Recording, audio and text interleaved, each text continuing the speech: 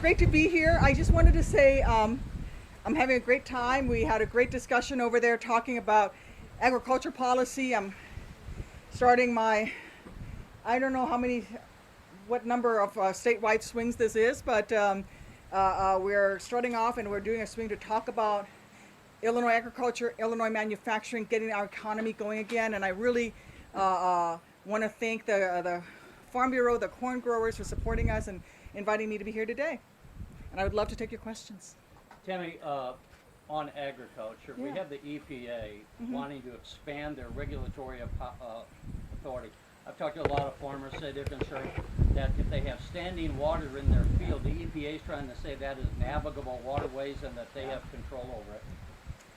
What is your position, and would you be willing to fight and say, hey, EPA, go back and do your own boundaries and where you belong, and not to have these regulatory agencies, irrespective of what Congress writes in the laws, uniformly expanding their regulatory power? I've already done that. I've already pushed back on the EPA to say you need to go look at these new rules that you are proposing because they don't quite make sense. The rules of the EPA are writing really address drinking water supply, and it's touching on farming, and they need to understand that there's a clear distinction. A farmer who is taking his cattle across a stream or doing some irrigation shouldn't have to go get a special permit in order to do that. But that's very different from safeguarding the water supply for the city of Chicago, for Peoria, or for Bloomington, or for Normal. And so we need to have sensible regulation, and this is where I think the EPA is going through that process right now. But I was part of the group that actually pushed back and said, you need to take a look and see some of the unintended consequences of what you're trying to do. Your reaction to Gabrielle Gifford endorsing your opponent? As I said in there, politics ain't tiddlywinks, and it wasn't her. It was actually her, the American for Responsible. I don't remember the name of the organization specifically. This happens.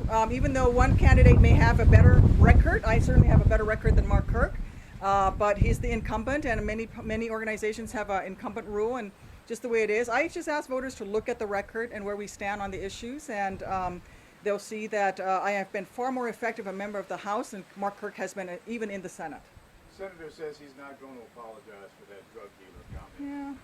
Well, that fits a pattern, doesn't it? He said a lot of really terrible things, whether it was his bro with no hoe comment or, now this calling the president the equivalent of a dealer in chief. I just don't think that's language befitting of a United States senator, and I think it diminishes the office. And he should apologize, and let's move on, and let's focus on what we need for the people of Illinois. Tammy, do you have any idea what your first step might be towards trying to have Senator Jones trying to convince EPA to honor the RFS mandates and restore volume recommendations for corn ethanol and such? Well, I've already started some of those. I actually personally wrote a letter. I joined also another letter with 300 both in my own caucus, the Biofuels Caucus, and I will continue to push very hard because I actually think that the RFS standards, the volume set by Congress, are necessary. I think we're going to go up to, I think it's 36 billion by 2022 is eventually, and I think it's actually been good for our nation. As I said in there, biofuels are good for America, not just for our economy, not just for agriculture, but for our nation's strength. The less we rely on foreign oil, the better for this country. A nation that can't feed itself or fuel itself is a nation that cannot lead on a global stage. And agriculture is the way towards making sure that we maintain our strength. Congresswoman, what did you make of Donald Trump's comments that he could solve Chicago's violence problem in a week? I think he knows not of which he speaks. I think that he is in so many ways wrong on all the issues I've ever heard him talk about. The issues in Chicago and in any of our major metropolitan areas, whether it is Chicago or East St. Louis or Bloomington or Springfield or Normal, are very complex. And unlike my opponent, who says that it is beyond the capability of his office, a senator, to help with community police relationships, I think that a senator does have a role to play. You can certainly provide more funding and more grants to make sure that there are better programs to improve police community relationships. a lot of the violence that happens in Chicago, yes, you know, I was the first person in a primary to put out a comprehensive criminal justice reform plan. I've talked about gun violence, but it's also a lack of economic opportunity. There is lack of economic justice in so many of our so many parts of this great state, where if you have young people, especially from black and brown communities, who see that there is no future, what motivation is there for them to finish high school if there's no job for them? If there's no way for them to pay for college, why would they want to finish high school? And so we need to make sure that there's a comprehensive plan that has to do with economic investment, which is why I'm talking manufacturing, why I'm talking agriculture. It's why I think that we should provide free community college and technical education. My opponent thinks that those things are giveaways. He voted against allowing students to refinance student loan debt. I think that should be something all students should be able to do. So it's a comprehensive thing. And Donald Trump is simply wrong on this, just like he is wrong on just about everything else that he's said. Congresswoman, the state of Illinois is very big. We have very large disparities between what people in southern Illinois, central Illinois, and northern Illinois want. How do you plan to bridge those differences and, you know, make sure you're the best senator for the state? Well, first and foremost, by doing what I'm doing now, which is travel the state, this has been really a lot of fun to get out on the road again, because it takes me back to my National Guard days. You know, I flew out of Peoria for 15 years. My headquarters was there. I was actually a detachment commander in Decatur.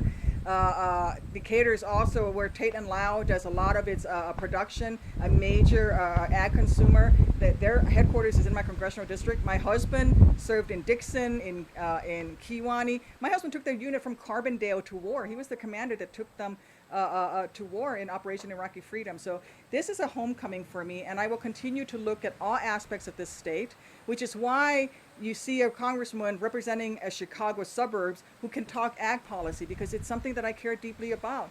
Agriculture affects everyone in this state. It's not just a farming issue.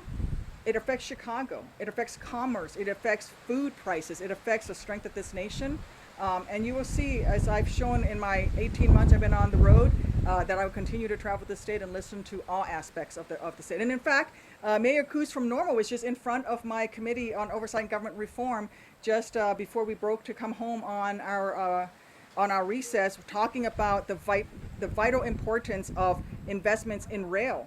And how the rail and the investments in rail has really revitalized parts of Normal. And so it's something I really keep my finger on the pulse.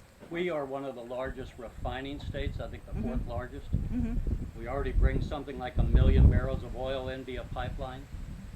What is your position on going back and building the Keystone Spur and bringing that in? Do you support the president's view, or do you oppose it?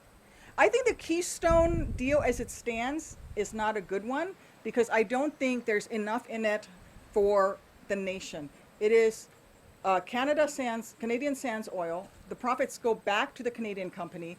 It gets refined, and then the oil gets shipped overseas to the consumers.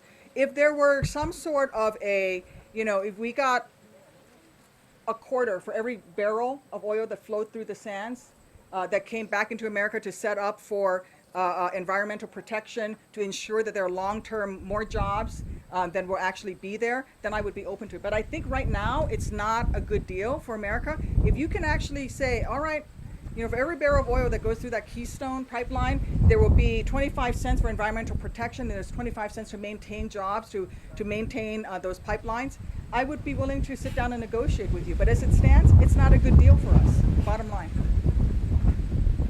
All right, thanks everyone. Thank you, everyone. Appreciate you being here.